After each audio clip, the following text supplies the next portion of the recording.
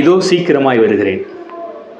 2000 வருஷமாக இதை சொல்லியாச்சு. இந்த வசனத்தை எழுதப்பட்டு அல்லது ஆண்டவர் சொல்கிறார், இதோ நான் சீக்கிரமாய் வருகிறேன் அப்படிங்கிற வார்த்தை. ஆனால் இன்னுமே சீக்கிரமாய் வரலையே. இந்த கேள்வியை கேட்ட உடனே அநேகர் சில பதிலை சொல்லுவாங்க. அவங்களுக்கு தெரிஞ்ச சில வசனத்தை வச்சு அப்படியே பதில் சொல்லுவாங்க. பேதுரு கூட எழுதுகிறார், தாமதிக்கிறார் என்று சிலர் எண்ணுகிறபடி அவர் தமது வருகையை குறித்து தாமதியாமல் எல்லாரும் ரட்சிக்கப்பட வேண்டும் என்று அவர் தாமதிக்கிறார். இப்படிலாம் சொல்லி நம்ம அந்த வசனத்துக்காக சில விளக்கங்களை சொல்லுவோம்.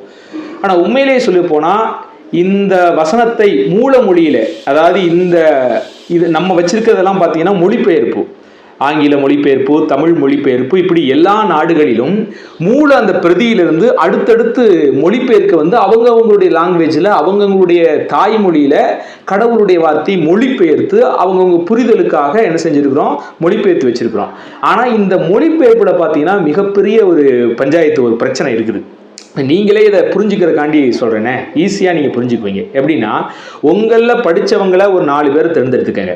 அந்த 4 பேரில் ஒரு தமிழ்லையோ ஆங்கிலத்திலையோ ஏதோ ஒரு கட்டுரை எழுதி அந்த கட்டுரையை அப்படியே என்ன செய்யுங்க, டிரான்ஸ்லேஷன் பண்ணுங்க. அதாவது ஆங்கிலத்திலிருந்து தமிழுக்கு அப்படியே ஒரு 4 பேருக்கு ஒரே மாதிரி ஆங்கிலத்தில் எழுதி கொடுத்து அப்படியே தமிழில் அந்த 4 பேரையும் டிரான்ஸ்லேஷன் பண்ண சொன்னீங்கன்னா 4 பேரும் சில விஷயங்களை 4 விதமான விளக்கப்படுத்தி இருப்பாங்க. அதாவது ஆங்கிலத்தில் ஒரே லெட்டர் தான், ஆனால் அதை தமிழாக்கம் பண்ணும்போது நிறைய அதில் தமிழ் சொற்களில் பிரச்சனை இருக்குது. இப்போ நம்ம பார்த்தீங்கன்னா நம்பிக்கை, விசுவாசம் இப்படின்னு தமிழில் 2 சொல் இருக்குது. இப்படி சில சொற்களுக்குரிய காரியங்கள் இதில் கொஞ்சம் கொஞ்சம் மாறுபடும். அதே போல தான் வேதத்திலையும் நமக்கு தமிழில் மொழிபெயர்த்து வரும்போது நிறைய சொற்கள் இப்படி மாறுபட்டிருக்கு. ஏன்னா தமிழ் சொற்களில் ஆங்கிலத்தில் ஒரே சொல்லு தான் இருக்கும், ஆனால் அது தமிழில் பார்த்தீங்கன்னா பல சொற்களாக இருக்கும் பிரிஞ்சு கொண்டு. ஆனால் ஒவ்வொரு சொல்லுக்கும் ஒரு நுணுக்கமான அர்த்தங்கள் இருக்கும். ஆனால் மொழிபெயர்ப்பாளர்களுக்கு அந்த நாட்களிலே அவங்களுக்கு தெரிஞ்ச அந்த அறிவின்படி அதை அப்படியே மொழிபெயர்த்து வச்சிருவாங்க. இப்படிதான் இயேசு இதோ சீக்கிரமாய் வருகிறேன் அப்படிங்கிற வார்த்தையையும் மொழிபெயர்த்திருக்கிறாங்க.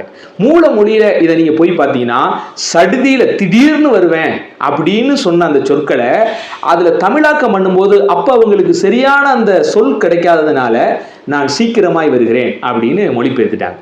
உண்மையிலேயே இயேசு கிறிஸ்து சீக்கிரமாய் வருவேன்னு சொல்லியிருந்தாருன்னா அவர் வாக்கு மாறாத தேவன், சீக்கிரமாகவே வந்திருப்பாரு. நாம் அதுக்கு சரியான ஒரு புரிதல் இல்லாதனால தான் அவர் ஒரு நாள் 1000 வருஷம் இப்படியெல்லாம் நம்ம சொல்லிட்டு இருக்கிறோம்.